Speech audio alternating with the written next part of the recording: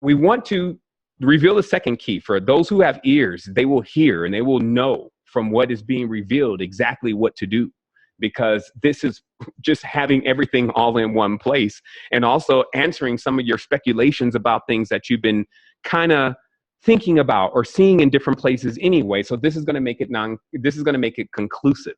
Okay. So what's interesting is that this term Yod He Vah He, known as the name of God, is rather interesting. It's been very enigmatic in my life, I would say the least. It's the name that doesn't come back void. And what that means is that somehow there's some huge secret surrounding this particular symbol or these particular words in Hebrew. And most have not been able to crack this secret, or have cracked parts of it and then just completely ignored what the rest of it actually reveals. Okay. And now, if you look on the top of any like old church or, Gothic cathedral or any of the paintings that depict God, once you go all the way to the top, look at all the pictures and you'll see this on the top right here, Yod He Vah He. Okay. So as if to emphasize that this is God's name. Okay. And of course, if you go into the tradition, you'll find out they say, yeah, in fact, that is God's name. It's never supposed to be uttered. It's high and holy. It's actually terrible. And then they just go into the continuous demonization of what this word really is. So now I'm going to reveal to you not only what it is when it's without its mate, but what it is when it's with its mate. Okay, and I'll explain that. So this word in Hebrew actually summarizes to the number 26. And this is because in the Hebrew language, all letters are numbers. So that helps with Ma'at, because that means if somebody is lying, this means the sum total of their entire conversation will be a number that is not true. So this means that the coding system is so developed within the culture that, and this is obviously the ancient system. That's why in the movie The Mummy, if you go back and look at the movie The First Mummy, they actually go and they unearth this mummy, right, in Kemet.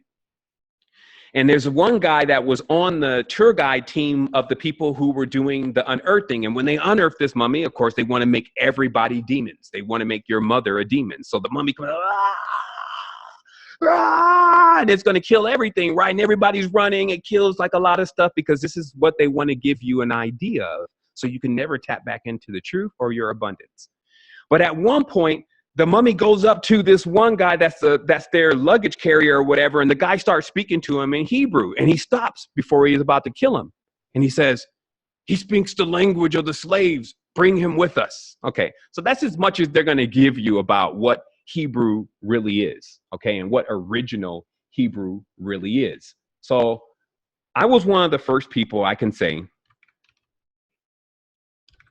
that actually cracked that the Hebrew language, when you drop it down on itself, that it does this. In fact, you see how with the Hebrew language, every single part of the language, excuse me, shift onto my screen here. Okay, let's go back for 1 second. So what I'm telling you is that the Hebrew language is a map of the vectors of what we're calling the Hebrew language. Okay, so the entire Hebrew language is just this hexagram in pieces. Now, I later on found out that all languages are built that way. Languages start as symbols and then they're broken apart into your mind by them creating letters for you. And then when you're using those letters, you're evoking the cube, okay? And that's how letters become power. Because every time you start uttering it, it's like a code. You're moving certain positions on the cube, like a Rubik's Cube. And when you unlock something, then it comes to life. It comes forth from the center. Now, this is all so hyper-weaved into our reality. Our bodies is actually one of these. And when like voices coming from us now, it's coming from our center. When we say things, it bursts from our mouths, but we're only half magic. I remember a book when I was a little kid, and it was called Half Magic. And now that I, got older, I realized that it was trying to explain the truth inside the book. And the kids inside the book, every time they wanted to wish for something, they had to wish for it twice to get the complete one. But the first part of the book just becomes about their mistakes of using these wishes and never realizing at first that they need to wish for things twice because they keep getting half of it. And this is why. In English, we have 26 letters. So we find the arrival of this number 26 again, right? And those that are Kabbalists, true Kabbalists, meaning oral resuscitation, meaning someone has either told you from their mind to your ears because it's never been written down, or through gnosis, you've actually pulled it from your DNA. You'll become aware that the number 26 never rides alone.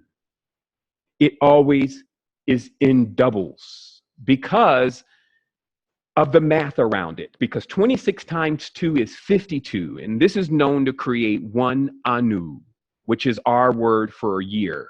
Okay, so the god Anu is where we also get our word annual from. Okay, annual is Anu, meaning 1 year. So an Anu is 52, not 26. Okay, and because of that, any Kabbalist knows that when we say 26, we're saying what is visible. So sure enough, the English language and the Tetragrammaton is visible. But there is an invisible half. And this is why we have a dark side in our world right now. Okay? Something that has not come to light.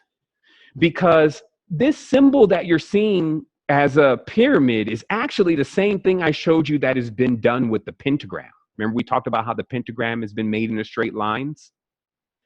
So if you took a D for what it really, actual delta for what it really is, that's why delta starts with D, is it's a D. So this is why every time you only use the half of 26, everything's devilish, demonic, divided, dark, distorted, really, really disturbing, demented, dangerously diabolical. All those words begin with D's. And this is what you start learning about the D. I see some people talking about etymology online right now, and it makes me snicker a little bit. They even question if I know etymology, even though the Code to the Matrix went to introduce not just the old etymology of each word, but the personality or the archetype of the symbol. So like S, when S is hanging around, because S is a snake, when you put the S on the back of the word, it pluralizes the word because snakes, they pluralize things. They are about energy. But when you put them on the front of the word, they actually reduce the word. They actually take the life away from the word, as in mothering, and then you put an S on the front, it becomes smothering, okay? And that's the power of the S, to give or to take away. So I already went through this with humanity about explaining that words are symbols and letters are symbols. And when you want to interpret a word completely, you have to take apart each letter and actually understand the energy behind that letter and then what's being said. So now that we know 26 is really D, it's a half of a wheel. Okay? Because if we put two D's together, we get a whole wheel. But if we only have one D, it is a half of a wheel. Now, you ever seen one half of a wheel try to roll? Goes nowhere. And thus, we have not gone anywhere because what they decided to do was to tell everyone publicly that the Tetragrammaton, or Mr. 26, was good enough by himself. And now he's pretty pissed off. He's kind of flaming hot at this point because he has no water. He has no other side. He has no divine feminine aspect. He's only a male. Okay, and this is what later on became known as the pagans, or beside the Megans, Ma versus Pa. This created all the duality. It created all the wars. And this is because they split the language. So when they say, let us go down and confuse them, this is why many people say that English is an ancient language. Oh, it is. It's hieratic and demotic. And half of it, the Desmodema, is missing. So the truth here in this is that when they say, let us go down and confuse them, this is basically the colonizers saying that this is one language is in the entire world. We need to disturb this language. And that disturbance of the language was to remove half of it and to bring in the dark dimension. Okay, darkness, ignorance, not being aware of what's really going on, referring to yourself as a color. I'm a white person, I'm a black person, I'm a yellow person, even though you can't even get yellow people to do that. You see what I mean? You can get brown people to do it now. It's a overall agenda to make everyone refer to themselves as a color, because to refer to yourself as a color is to put yourself into the caste system. And to put yourself into the caste system actually means that you're in debt. You're not a noble. And so thus you can't even be treated on the same level as what we say is human being, which are all created equal. You cannot be a part of the cosmic constitution referring to yourself as a color, because we're actually all the same family. And the color grades were used to, when someone in the family went in debt, for us to determine not only what chakra we needed to work with them on. Like if they went green, we knew what chakra we needed to work with them on. And then from there, they would work themselves back up through the colors until they poked themselves back out the womb again. And then they would see light. And so we all had a vested interest that if someone went into debt, we would try to fix their DNA actually, because the entire human family's DNA would be affected. It would be a memory. It would be a part of our memory bank that we would keep having to access. Okay. So right now, we've just cracked that the tetragrammaton, which is the hidden word. Now in Freemasonry, the hidden word is supposed to be lost. Okay. Now the hidden word is also the hidden world. Remember when I talked about the heartbreak, right? So the heartbreak is that there's another half to us, which is on the spiritual plane, and we're not even aware of it. And we're sad because we don't generally have access to connecting with that. So our heart is broken, okay? And this comes from this kind of work being done through the spelling. And that's why we call it spells, okay? Not just the surface. It's called a spelling. You know, people are just reciting, vainly reciting. To be original, you just go back to the source, and the source will tell you all of this and more.